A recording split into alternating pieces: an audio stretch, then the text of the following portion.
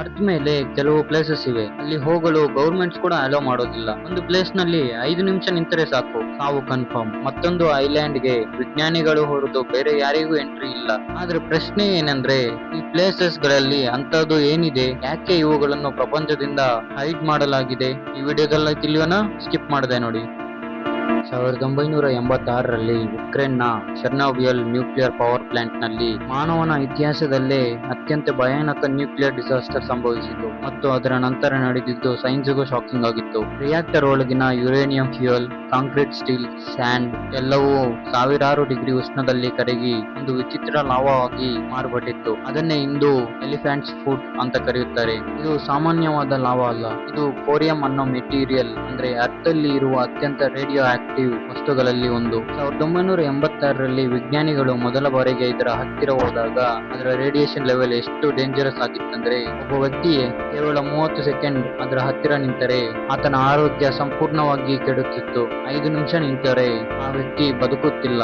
ಈ ಆಬ್ಜೆಕ್ಟ್ ನಿಧಾನವಾಗಿ ನೆಲ ಕರಗಿಸಿಕೊಂಡು ಕೆಳಗೆ ಹೋಗುತ್ತಿತ್ತು. ಇದರಿಂದ ಗ್ರೌಂಡ್ ವಾಟರ್ ಎಲ್ಲಿ ಮಾಲಿನ್ಯವಾಗುತ್ತೋ ಎಂದು ವಿಜ್ಞಾನಿಗಳಲ್ಲಿ ಭಯ ಶುರುವಾಯಿತು. ಆ ಕಾರಣಕ್ಕೆ ಸಾವಿರಾರು ಕೆಲಸಗಾರರು ತಮ್ಮ ಜೀವನವನ್ನೇ ಪಣಕ್ಕೆ ಇಟ್ಟು ರಿಯಾಕ್ಟರ್ ಕೆಳಗೆ ಕೂಲಿಂಗ್ ಸಿಸ್ಟಮ್ ನಿರ್ಮಿಸಿದರು. ಅದನ್ನ ಸುತ್ತುವರಿದು ಜೈಂಟ್ ಸ್ಟೀಲ್ ಸ್ಟ್ರಕ್ಚರ್ ನಿರ್ಮಿಸಲಾಗಿದೆ. ಆ ರೇಡಿಯೇಷನ್ ಇವತ್ತಿಗೂ ಇರಬಹುದು ಎಂದು ಮನುಷ್ಯರನ್ನು ಇಲ್ಲಿಗೆ ಬರಲು ಬಿಡುವುದಿಲ್ಲ. ಆರ್ಕ್ಟಿಕ್ ಸ್ನೋ ಮೌಂಟೇನ್ಸ್ ಕೆಳಗೆ ಒಂದು ಸೀಕ್ರೆಟ್ ವಾಲ್ಟ್ ಇದೆ. ಅದು ಗೋಲ್ಡ್ ಅಥವಾ ವೆಪನ್ಸ್ ಸ್ಟೋರ್ ಮಾಡೋದಕ್ಕೆ ಅಲ್ಲ, ಅದರೊಳಗೆ ಸ್ಟೋರ್ ಆಗಿರುವುದು ಮಾನವನ ಫ್ಯೂಚರ್. ನಾರ್ವೆಗೆ ಸೇರಿದ ಸ್ವಾಲ್ಬರ್ಡ್ ಐಲ್ಯಾಂಡ್ ಅಲ್ಲಿ ಇರುವ ಈ ಅಂಡರ್ ಗ್ರೌಂಡ್ ಬಂಕರ್ ಅನ್ನು ಗ್ಲೋಬಲ್ ಸೀಡ್ ವಾಲ್ಟ್ ಅಂತ ಕರೀತಾರೆ. ಇಲ್ಲಿ ನಮ್ಮ ಪ್ರಪಂಚದ ಆಲ್ಮೋಸ್ಟ್ ಪ್ರತಿಯೊಂದು ಪ್ರಮುಖ ಬೆಳೆಗೆ ಬೇಕಾಗಿರುವ ಸೀಡ್ಸ್ ಸ್ಟೋರ್ ಮಾಡಲಾಗಿದೆ. ಅಕ್ಕಿ, ಗೋಧಿ, ಜೋಳ ಮುಂತಾದ ತರಕಾರಿಗಳು, ಈ ರೀತಿ ಲಕ್ಷಾಂತರ ಸೀಡ್ಸ್ ಸ್ಟೋರ್ ಆಗಿದವೆ. ಆದ್ರೆ ಯಾಕೆ ಸೈಂಟಿಸ್ಟ್ ಗಳಿಗೆ ಇವಾಗೂ ಒಂದು ಭಯವಿದೆ.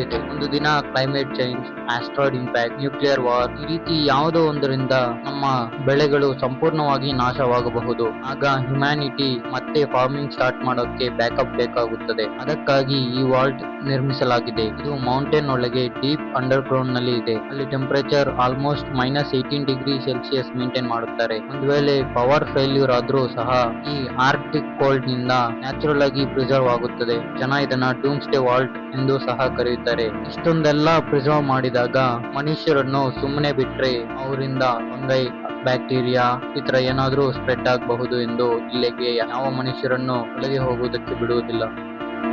1940ಯಲ್ಲಿ ಫ್ರಾನ್ಸ್ ನಲ್ಲಿ ಕೆಲವು ಟೀನೇಜರ್ಸ್ ತಮ್ಮ ನಾಯಿಯನ್ನು ಹುಡುಕುತ್ತಾ ಒಂದು ಹಿಡನ್ ಕೇವ್ ಕಂಡು ಹಿಡಿದಿದ್ದಾರೆ. ಆದ್ರೆ ಅದು ಸಾಮಾನ್ಯ ಗುಹೆ ಅಲ್ಲ, ಅದರೊಳಗೆ 17,000 ವರ್ಷದ ಹಳೆಯ ಪೇಂಟಿಂಗ್ಸ್ ಇದ್ದವು. ಕುದುರೆಗಳು, ಜಿಂಕೆಗಳು, ಈ ರೀತಿ ಪ್ರೀ ಹಿಸ್ಟಾರಿಕ್ ಹ್ಯೂಮನ್ಸ್ ಡ್ರಾ ಮಾಡಿದ ಆರ್ಟ್ ವರ್ಕ್ ಆಗಿತ್ತು. ಈ ಜಾಗಕ್ಕೆ ಲ್ಯಾಸಾಕ್ ಕೇವ್ಸ್ ಎಂದು ಹೆಸರು ಇಟ್ಟಿದ್ದಾರೆ. ಇದನ್ನು ನೋಡಿ ವಿಜ್ಞಾನಿಗಳಿಗೆ ಶಾಕ್ ಆಯ್ತು, ಯಾಕೆಂದ್ರೆ ಈ ಪೇಂಟಿಂಗ್ಸ್ ಮಾಡರ್ನ್ ಸಿವಿಲೈಸೇಷನ್ ಹುಟ್ಟುವ ಮುಂಚೆಯೇ ಎಕ್ಸಿಸ್ಟ್ ಆಗಿದ್ದವು. ಈ ರೀತಿ ಸ್ವಲ್ಪ ದಿನಗಳು ಆದ ನಂತರ ಇಲ್ಲಿ ಸಾವಿರಾರು ಸಂಖ್ಯೆಯಲ್ಲಿ ಟೂರಿಸ್ಟ್ ಗಳು ಬರಲು ಶುರು ಮಾಡಿದರು. ಆದರೆ ಸಮಸ್ಯೆ ನಿಧಾನವಾಗಿ ಆರಂಭವಾಯಿತು. ಜನರ ಉಸಿರಾಟದಿಂದ ಕಾರ್ಬನ್ ಡೈಆಕ್ಸೈಡ್ ಲೆವೆಲ್ ಹೆಚ್ಚಾಗತೊಡಗಿತು. ಅವರ ಬಾಡಿ ಹೀಟ್ ಮತ್ತು ಹ್ಯೂಮಿಡಿಟಿ ಕೇವ್ ಎನ್ವಿರಾನ್ಮೆಂಟ್ ಅನ್ನು ಚೇಂಜ್ ಮಾಡಿತು. ಗುಹೆಯ ಗೋಡೆಗಳ ಮೇಲೆ ಫಂಗಸ್ ಮತ್ತು ಆಲ್ಗೆ ಬೆಳೆಯಲು ಆರಂಭವಾಯಿತು.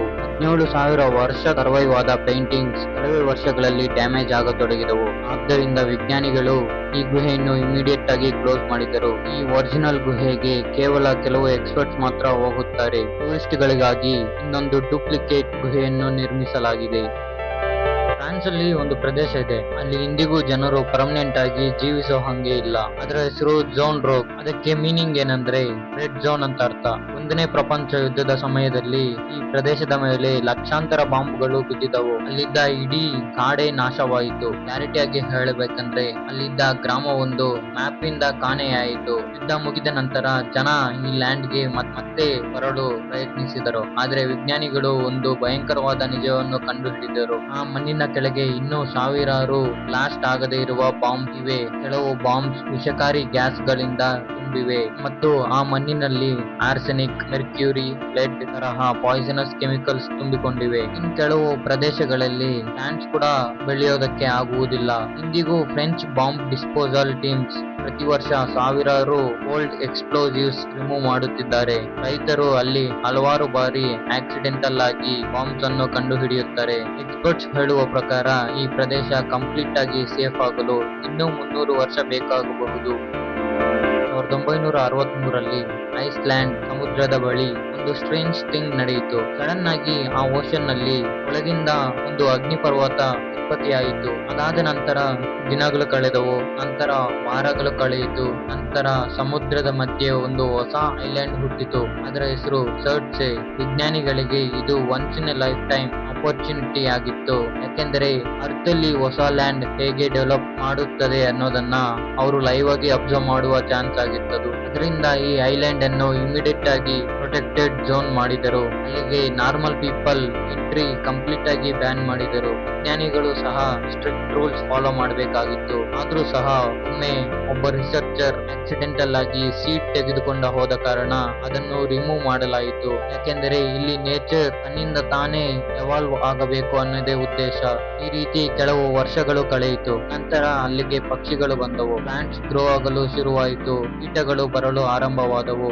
ಏನೂ ಇಲ್ಲದೆ ಇರುವುದರಿಂದ ಒಂದು ಎಕೋಸಿಸ್ಟಮ್ ಬಿಲ್ಡ್ ಆಗುವುದನ್ನು ವಿಜ್ಞಾನಿಗಳು ಅಬ್ಸರ್ವ್ ಮಾಡಿದರು.